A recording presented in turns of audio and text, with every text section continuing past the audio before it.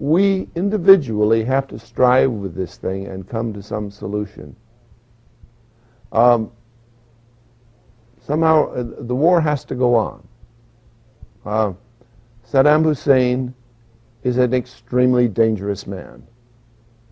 There is no doubt. Let us not think that Saddam Hussein is like Hitler. There is a parallel there. And that is basically the kind of thinking that has really led to this war. Let's stop Hitler in the Rhineland before he gets to Poland. That's basically the thinking that's going on. That's the hidden agenda of this war. But it isn't Hitler with whom Saddam Hussein identifies. Remember, it's Bismarck. And I noticed that some time ago, but I see that Saddam Hussein himself has said exactly that. I desire to be the Bismarck of the Arab nation. Now notice what happened with Bismarck. Bismarck is the one who built the German nation. Before Bismarck built the German nation, people were tended to say just what the Saudi Arabians said. German? Who are the Germans? I'm a Hessian. I'm a Prussian. I'm a Württemberger. I'm a Bavarian. You know. Who are the Germans? But after Bismarck, Germany isn't R, but is, just like the United States became from R to is in the Civil War. 5 years later, in 1870, Germany went from R to is. And the Arab nation is in the process of going from R to is. That's exactly what's happening. Now, the question is, under what auspices will it be carried out? Dangerous tendencies emerged in the process of the unification of Germany, which led to the sad consequences of 2 world wars. Will the same kind of tendencies emerge in the Arab nation? You see, if Saddam Hussein is allowed to do his thing with the Arab nation, very probably, yes. We are all seriously threatened by that. The Arab nation is very large, 300 million. Suddenly, whoosh, there's another superpower, right? And one who's not nearly so understandable to us as the Russians. And they have all the oil. Whoa. You see. But what needs to happen is that we need to have the Marshall Plan again, you see. The United States learned a lesson after the First World War. After the First World War, they scrunched Germany down. And the result was the Second World War. After the Second World War, they got smart and helped Germany survive. And Germany is not the problem anymore, right? We have to do the same thing with the Arab world. We have to help the Arabs, and like you look at Mubarak in Egypt. We have to support leaders in the Arab world who will help the Arabs achieve their natural goals and help them begin to deal with their agonizing problems of secularization. But in the process of doing that, you see, something even more important occurs. The question of God. Do you see that the entire history of Christendom for the last 1,300 years has been this very thing? You know that? The impact of Islam on Christianity is the story of the whole thing for the last 1,300 years. We tend to gloss over that in recent times.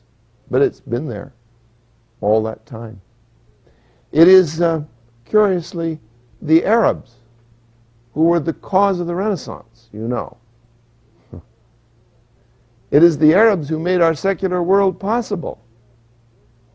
It is the Arabs who broke our fundamentalism to the point where we could start dealing with the universe in a scientific way. They provided us the information to do that. And now, curiously, the shoe's on the other foot. We have to provide that for them. Pray, brethren, a blessing, yes? But there's the question of God. And again, I want to assert to you how immense this question is, how absolutely vast. I have a phrase for it, and I will repeat it to you again and again as the weeks go by. I intend to become deeply involved in the question of producing a post-secular theology. Now listen to those words. You hear words, they run over you. What does that mean? First, we have medieval theology. Basic component of medieval theology is a flat world in which God has a long gray beard and is concerned only about human beings, with whom God communicates on some kind of a personal basis. Hey, what are you doing? Don't do that, do this. I love you, I don't love you, what's that? And that God is doing this simplistic kind of a thing, and that's what God is. That medieval concept of God is Christian fundamentalism. All right? It's also Muslim fundamentalism. They are identical in that regard. It's also Jewish fundamentalism. They're all alike in that regard. And it's very curious that the fundamentalists in all of those three religions, who are really identical in all respects, are the ones who fight each other the hardest. All right. Now, the solvent of that fundamentalism is secularism. And you look at the word secular and think about it. It comes from the word saeculum, which means an age or a cycle. And the idea was that in the fundamentalist view, history is a straight line out of a dark past into a bright future. But in the secular view, the world is round and everything keeps going around this way. And an age is a cycle. An age is 2,000 years, saeculum. And the secular world places the principal value on what happens in this life instead of what happens when you die.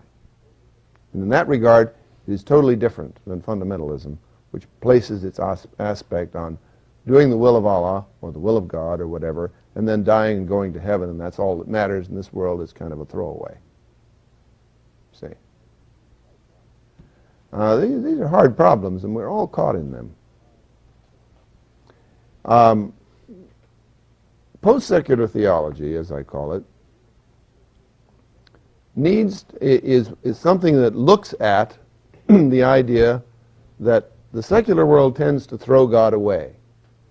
The secular world tends to be atheistic, practically if not theoretically, and say, bah humbug, the only thing that matters is whether the washing machine works. Whereas the fundamentalist world said, that doesn't matter at all, the only thing that matters is whether you're having a conversation with God today.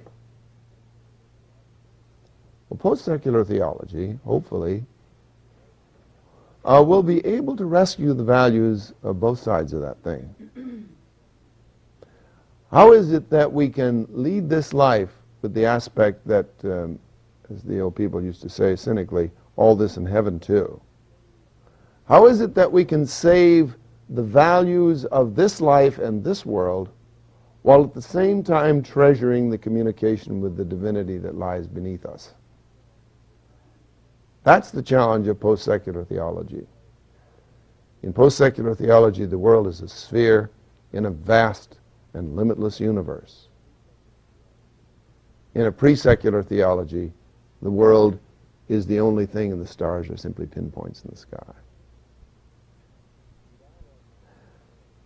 In dialogue with the Muslim world, we have to find our identity in post-secular theology. Because then we will have something to offer them. They have the same challenge, but they're way behind us. The agony that those people are going through is just pitiful. We've been struggling with this thing, as I said, for 500 years. They've been doing it for 50. Our necessity is to come up with a way of revering God that they can respect, and a way of integrating our own secular world into that we can respect. The time has come. Fortunately, there are some positive signs on the horizon. And it's so difficult to get attention to this sometimes. But fortunately, there's some good news. The basic instrument, just as Islam is the basic instrument of the Arab world, the Christian Catholic Church is the basic instrument of the Western world. We've tended to throw it away, but it remains the centerpiece of our thinking processes. And we have to rescue it, put it to work. Instead of pulling against us, we have to get it to pull for us. The Pope is totally locked in to medieval theology. As someone said at the Second Vatican Council, I think these men were born on Mars. They just don't function in the modern world. The good news is that the Jesuits, who are the right arm of the Pope, are totally involved in a post-secular theology and the development thereof. The good news also is Jesuits are very likely to elect the next Pope. And the next Pope will do two things immediately if he is elected by the Jesuits. He will first infallibly declare that he's fallible, and then he will abolish the position on birth control. 1, 2, just like that. And with that, the entire church apparatus will take a massive step into the modern world and begin to deal with the thing the church is supposed to be dealing with all the time. Who is God? And how do you communicate with God? Does God care? How do you pray? The church is supposed to be doing that for us, isn't it? And somehow or other we're getting lost in the abortion issue. We need, as individuals and as civilization, to get involved in the struggle of finding out what our ultimate values really are and start doing something about them every day. And realizing this is the most important thing we will ever do. And we must realize that Charlie Brown is the ultimate heretic. What does Charlie Brown say? There's no problem so terrible and difficult, I can't run away from it. This war, hopefully, could have a very beneficial effect if it will teach us to take responsibility for ourselves and begin to really care about one another, regardless of whether we're Arabs or Jews or Christians or Buddhists or Hindus, and to realize that we are members of a common human race, and it's time for us to care about one another. We've got to do it before it's too late. Yes? You think it may make a difference when people are more educated and are able to understand that the observer in physics is just as important as the observed? Yes, of course it's that, And it's, but in order to do that, one has to follow the established channels. The assistance to an Arab has to be through Islam. The imams are the ones who need to be helped to understand by some kind of dialogue in which the value of what they believe can be acceded to openly. And in order to help people, you have to allow for their legitimate aspirations, you know. But you can't do that unless you are firmly in control of your own legitimate aspirations. Because otherwise, fear will block you from trying to help other people to understand. You have to get and Jesus said that perfectly well, didn't he? Get your own house in order. Because if your own house is in order, how can you possibly help anybody clean theirs? You see, it just doesn't make any sense. Yeah. Well, we lived in Iran for 7 years and in Bahrain 1 year. And we knew we had many good Iranian friends and Arabic friends. But what you say is very true. But there's a dichotomy. They're split. I mean, they can be very polite and loving as individuals. When you get them together, they're like a bunch of foreigners. You know, like Muharram and Ramadan. Mm-hmm. And scary. if you go in Tehran down to the Temple Salar Mosque, you know, Mm-hmm. and you are going there during Muharram, you get stoned. Yeah. You have to wear a veil. They're crazy when they're in a group, especially when they're all stirred up. The passions are stirred up at different times. But on the other hand, some of my Muslim friends are the most loving Christians, loving one another, universal God. Yeah. Of any, you can't make a generalization. No. Although what you say about the terror is right, because it's going down to the bazaar sometimes will be an incident, and all of a sudden they're just like a bunch of wasps, and you better get out fast. Yeah. So you have to really. Because there's a certain sort of an institutionalization of mob psychology there. Yeah. You know, as I watched those the anti-war demonstrations in San Francisco marching up and down, those people are having directly the contrary effect of what they think they're doing. You know, there they are out there committing violence in the name of peace. Come on, guys. That's not the way it works, you know? Somehow there's this odd mob violence in the name of a peaceful world. You in favor of peace, really? When? You know? And it's so hard. The thing is that we must understand. I was talking to some people last night down in the Big Sur, and we're thinking about really doing something about some of this in the way of media. But that there are really kind of three gods, or three ways of seeing the God thing. And the one is your own, as an individual. That each of us, as Jesus said, is a God. And that's because we all have a window in here. And every once in a while the window opens. And the divine power floods through us. And suddenly we don't know God, but we know God is there. And suddenly the divinity that is in us is perfectly manifest because we possess the window into that underlying divinity, and we begin to suspect that the window is in everyone and everything. You know. And that consciousness is the primary thing. Important. Just one more thing. Yes. Have you read Uris's The Hajj? No.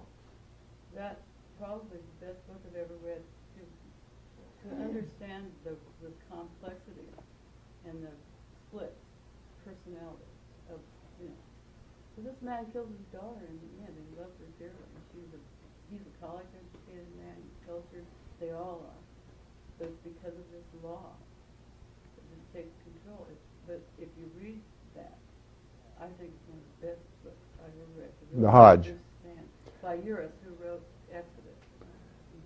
I'll try to find that, because the thing is that little commentary on that. The Hajj is the Hagira. And the Hajira is the great object of a Muslim's life, which is to make the journey to Mecca once in a lifetime.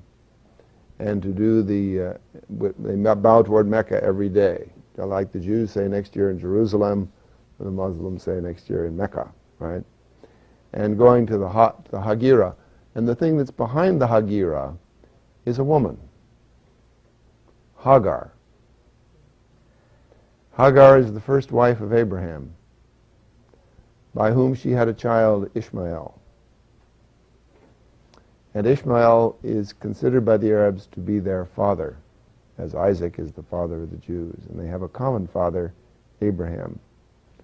And the story is that Sarah, when Isaac was born, the second son of Abraham, became very jealous of Hagar and said, "Drive out the slave girl and her son." And Abraham was very unwilling to do that, but finally gave in to his wife who nagged him and sent Hagar into the desert where she would die. And her wandering in the desert is the Hajira, the Hajj, the traveling through the desert to a sacred place. Because as she was about to die, suddenly an angel appeared to her in vision and showed her a spring where she might drink. And she lamented that the child would die in the desert. And the angel said, "The child will not die, for he shall become the father of many nations." And so the whole Hajira is the image of that, driving the slave girl into the desert. Poignant stuff, you know. And then you see the human sacrifice that gets involved when these things get loose. And what I wanted to say was, this individual experience of God, you see, that everyone has, if one learns to cultivate it, gradually extends confidence and peace through the individual personage until they are able to deal with everything, including their own death. That's the promise of peace that comes from finding the divine light past your own window. And that's the first thing to attend to. But then comes the second question. The second question really has to do with the God of the universe, which is the problem of physics. What about all those stars? What about all those nebula? What about that vast void of space? Immense distances. You mean God is involved in all of that? The God whom physics finds behind the subatomic phenomena of this vast and limitless universe is God with a capital G. Right. But in between, there is a host of gods. And one of the gods who is most prominent in all of this is humanity. Gaia God, if you will. And we have come to understand that humanity has a consciousness. And that humanity is to us a God. And it operates in us and causes us feelings of love, ecstasy, and despair. And that humanity regulates and regards us the way we regard the cells of our body. Cells of our body affect us. Each one is an individual. And we as an individual affect them. And there's this relationship that goes on between them. That's healing, isn't it? You know? And sickness, too. Sickness is basically not of the body but of the mind, because that dialogue that goes on between us and the cells of our body. The same dialogue goes on between us as cells and humanity as a total, like an anthill or a beehive. And that God affects us and makes demands on us. And beneath that God there are things like tribes and nations, aren't there? And all of these things are affecting us in this terribly, immensely complex web. And when you begin to understand how complex it is, you want to do what Charlie Brown says. Oh my God. Forget it. Charlie Yes. Concerning the war, and I feel like there's a point at which we have to look at reality instead of looking at it idealistically. And one of the things that comes to my mind is last summer I was able to go to Africa, and because I was in the right place at the right time, I was able to meet Jane Goodall and spend a great deal of time with her. And after following her career for 20 years, because anthropology is an interest of mine, I've watched her whole career where she was just a National Geographic centerfold, placated woman, pat her on the head, go watch the chimpanzees, and then she discovered all of these traits in the chimpanzees that correlate to human existence. These are tools, their familial experiences, their fears, their loves, their joys, all the things that compose that particular group.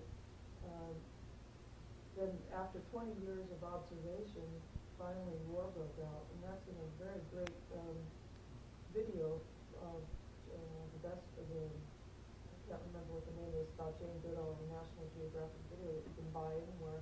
But I had seen this war video years ago. It was after about 20 years of her observations there. And when I was talking to her, that was the most important thing to me, was for me to ask her exactly how she felt about the war that broke out on the island of Gombe. That all of a sudden happened. She had observed. You mean between the chimpanzees? Between the two factions of chimpanzees. Went to war with each other. Two groups. There's a hierarchy. There was also a Saddam Hussein in their group. His name was Frodo, and he was a very violent chimp. And he also had a lot of power because of his use of tools, which is interesting. But when I asked her about the war, her attitude about it was, and it had to be sort of an existential thing. She said, it was just there. I couldn't do anything. My mission was only to observe. And it was very difficult for them not to save their chimpanzees that they loved, the photographers and Jane Goodall. They were killing each other. Oh, most definitely. And they were considered herbivores. Before that, they were eating each other, so they're carnivorous as well. They killed other animals. In her observation, somewhere along the line, we found out that these weren't even berries. It took somebody to be there all that time. But as far as the war, it's in the video. You can actually see the war. They filmed the entire war between these two groups. And the Saddam Hussein of the chimpanzee world was a great part of this war. Did he win? Nobody won. It was just a lot of... They finally and called in the United Nations, did they? Come out on top, But I believe that I'm not quite sure of how he fared, but nonetheless, it was not a pleasant experience. But she said it was just there. I observed it, and this is what I have documented. Well, you see, that's what I'm talking about. This collective, you were talking about the collective, has a mind of its own. And the mind of the collective is bloody a great deal of the time. And again, it's cycles in perspective. Pardon? It's cycles in perspective. Well, it's this is the thing why I said to somebody, let us understand this is probably the really first of the population wars. And when the real reason behind the war of the chimpanzees is there were too many of them. And immediately there is this bloodiness that comes out, and over land was population war, see? Yes? Well, that's a very interesting parallel between the monkeys and us, but I think the main difference is that the monkeys don't have any atomic bombs. Not yet.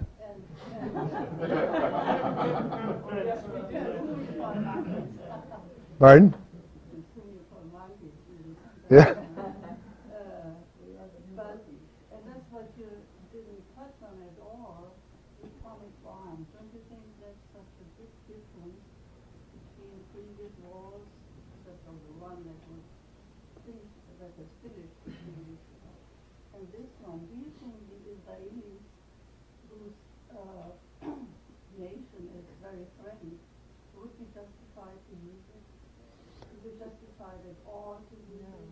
Well, I don't know whether it's justified, but I know that under certain circumstances they certainly would use it. Yeah, wouldn't I think you would live there and be Israeli? I think that if Saddam Hussein had used nerve gas warheads and killed a large number of people in Israel as a result, the atom bomb would have been in the air in a matter of minutes. Well, and that can happen at any moment. It could happen at any moment. How are we going to do the Marshall Plan after that? Well, you see that, somebody said it, the eve of destruction and the beginning of the end. That scenario is entirely possible. The war of the monkeys and the war of human beings to exterminate themselves. I didn't want to bring in that particular possibility at this point because there's really nothing we can do about that one. I only wanted to bring in the possibility that there might be something we can do if that doesn't happen. But if it does happen, the horrendous scenarios of massive destruction involved are beyond anyone's imagination to assess. The world has about the optimum population in the world is between 250 and 500 million, and we have like 10 times that many. And the massive desire of destruction that is released by that in the group is scary. Yes? I believe that things are evolving as